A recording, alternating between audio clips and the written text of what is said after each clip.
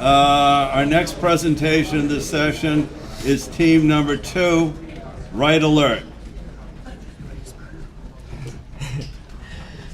Hi, so we are the RightAlert system, the bike detection and alerting system. I am John. We have Tang, Brian, Bondan, and Shantanu. So why choose RightAlert? Well, RightAlert is a publicly installed system that detects bikes, alert drivers, and collects important traffic data. Now, Boston EMS and Boston PD report an average of 520 non-fatal and 3 fatal accidents each year, and these are just the ones that are recorded. RightAlert is our attempt to prevent these accidents. So the system is initially intended to detect a bike in the bike lane here and prevent cars from turning right into them, especially on intersections such as Beacon and Mass Ave, Com Ave and St. Mary's, Com Ave and St. Paul is where a lot of unfortunate fatal accidents have happened in the last couple of years. So the system is designed to be permanently installed at one intersection, meaning that all vehicles going through this intersection will be able to detect all bicycles. This allows drivers to avoid collisions without everyone having an extra system installed in their car, like alternative technologies. Therefore, the natural customer for our system is local government, who have incentives to help save lives and make their city safer. So just for the purpose of concept demonstration, our system has been installed at 100 Cummington Mall, and has been collecting training data intermittently for a couple weeks now.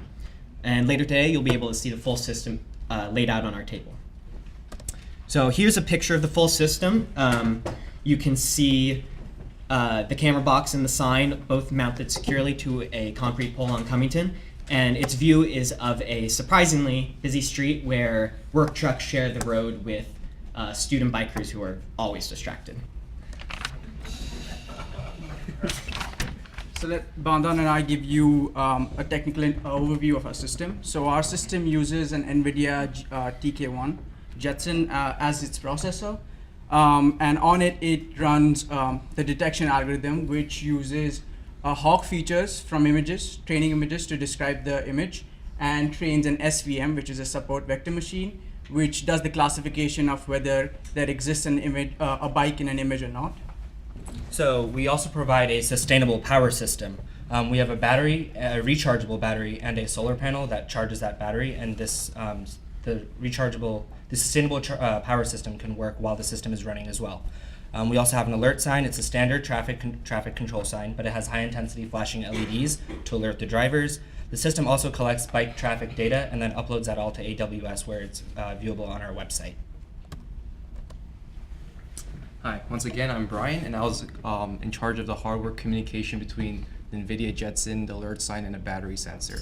So for our purposes, the NVIDIA Jetson actually turned out to be a great fit because it's a low-power mobile processor, as well as it has a lot of useful peripherals such as HDMI port, Ethernet port, and GPIO pins. This was especially useful during the development stage where we can actually see what we're doing on a monitor and have internet through the Ethernet cable. The USB port also allows us to use a Wi-Fi dongle during installation, so the system is wireless when that comes to be. So how the NVIDIA Jetson talks with the alert sign is through a relay circuit. So we actually have that connected to a 12-volt, the relay and the alert sign connect to a 12-volt battery. And what the Jetson does is send a signal to the relay to flip that, to close it and open that circuit, turning on and off the sign. But then we also have the battery sensor, which is an INA 219 current sensor, and that uses I2C protocol to read the information from the battery and display that on the website that Bondan has created. In addition, reading the battery levels will also help us have a fail-safe in case the battery reaches too low of a level, and we can have an automatic shutdown of the system. And I also created a small compact circuit board housing the relay as well as a current sensor, so it fits nicely in the RightAlert box. All right, so let me explain the algorithm. So we use the machine learning algorithm. So the first image, figure 1, shows what a hog is. Basically, so what happens is you have a kernel, imagine a square, and that kernel is, you slide that kernel across the image, and for each cell, you extract the intensity gradients, and all those intensity gradients together create that hog, which is the descriptor for the image. And then you train an SVM using positive and negative training images, And what the SVM basically is a supervised learning model, and it tries to create a linear model to classify these two, the negatives and the positives. And as seen in figure 2, it tries to create that model in such a way that that gap is as wide as possible. And with our current testing and training, we've got a true positive rate of 0.92 and a false positive rate of 0.01. And this is just the algorithm, a snippet of the algorithm in action, where it's detecting biking down next to a car. So I'm Teng, and I'm responsible for the hardware and power module design. In our power module, we use the 6.4 amp-hour battery and the 50-watt solar panels.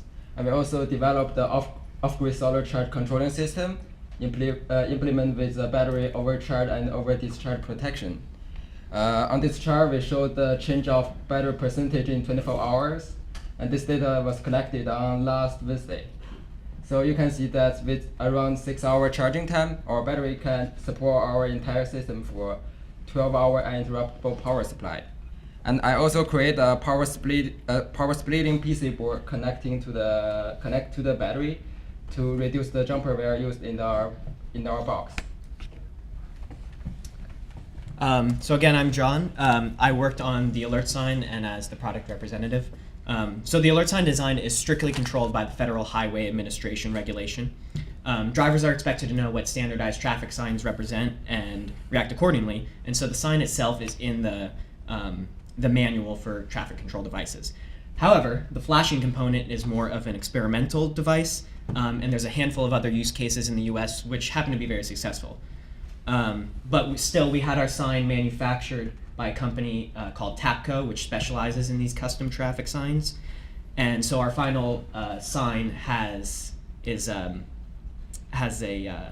top-of-the-line reflective sheeting, an anti-graffiti overlay, and 8 high-intensity LEDs. So then we needed permission to hang and test our sign in a public place. So I got in contact with City Hall officials, including the director of active transportation in Boston, and other bike advocacy groups in Boston. Unfortunately, government moves slow, and they needed more testing and data to be able to be placed on ComAv where we initially intended. So we affixed our components inside a weatherproof box, which is shown, and I mounted the enclosure and the alert sign to the concrete pole on Cummington Mall.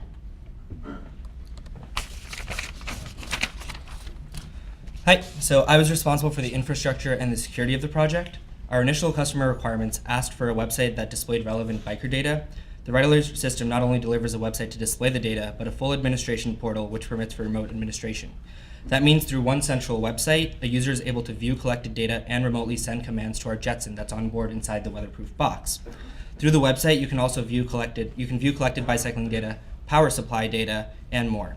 Also through the website, you can start and stop the detection system, you can flash the alert sign, and change its flash interval rate as well. The web server and Microsoft SQL Server are both on AWS EC2 server instances. The website backend uses the ASP.NET framework. I created scripts on the Jetson that are executed by either cron jobs or manually called by the bike detection algorithm that Shantanu worked on, or other system events from hardware, such as the current sensor Brian implemented. The site also features an authentication system. When the system is delivered to the customer, they'll be able to log in with a default administrator account. The customer then has the ability to manage users and view system alerts which are delivered over email. Our system is also compatible with both wired and wireless networks, allowing for redundancy, without requiring the customer to reconfigure the product when it's delivered to them. And finally, we present to you in action the RightAlert system.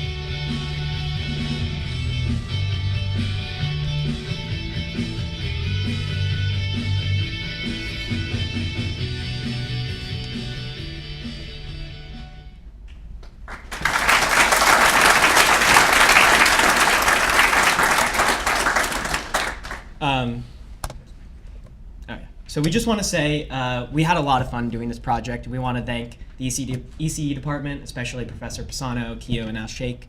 And thanks very much.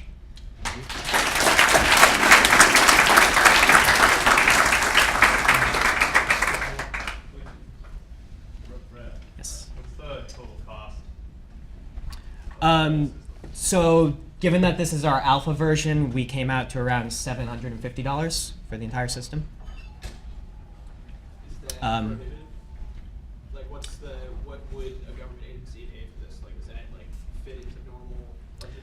I would say that yes, as because our system can last for many years, that it saves them both time and money that can when it prevents accidents. That for the probability of detection in false alarm, what sets that? Is it a threshold? So I don't understand. Can you repeat that question, please? So you have like a 92% Mhm. probability of Right. detecting Mhm. and like 0.01% Mhm. of false alarm. Mhm. What set that probability? So the way we tested was that every time we would collect data, we would collect two data sets at the same time. We would collect one data set which would be used for training, and the other data set which would be for testing. So we'd have positives and negatives for testing, and then we would train the SVM and then use it to see if it detects all the positives correctly and if it detects all the negatives correctly. And then depending on those, how it detects that, that's how we got those values. So we performed a few detections, and after that we took an average of the values we had. Yeah, so for your sign, did you do any testing as to what drivers understand when they see that sign? Because I don't fully believe if I saw that sign, I'd know that there's a bike to the side of me. I would think it's a general, watch out and yield, not a there's currently somebody there. So, but the what you want it to do is yield for the biker. So whether so also the alert sign is standard. So all drivers before they take your learner's permit, you're supposed to know what this sign represents. That's not like a shot at you. I just.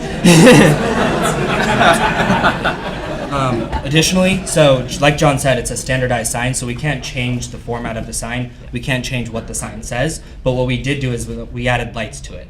We added lights that aren't on all the time. They're on when the detection algorithm detects the bike, and they flash for 4 seconds, and that's it per detection. Yeah. How does it perform in different lighting conditions, and what's its range? So we want to detect bikes. We've determined that the best distance is about 120 feet. Yeah. And we've done most of our testing in daytime, but it does work in the nighttime, especially because all main streets, especially that where there are a lot of accidents where this system would go, are all lit, like all hours of the day. So that's the constraint, is that it's on well-lit streets. Correct. Yes. Yeah. Yeah, we have a question over here. If you splice into the existing camera infrastructure at intersections, what does that do to your cost of goods? What was that? Could Would you mind repeating that question, please?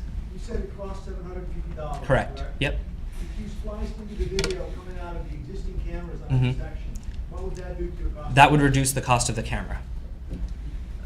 So approximately. That was $50. The Yeah. camera we're using was $50, and the enclosure that we put the camera in itself was another $20. So we'd be directly saving $70, and the whole processing that is used to kind of take the input from the camera to Jetson, we might be able to get away with a more cheaper processor in that sense. So 70 minimum is how much we would. But I'd also like to say that City Hall is very concerned with people tapping into their cameras, and unless we develop a real rapport with them, I don't think they'd allow us to do that. Thank you.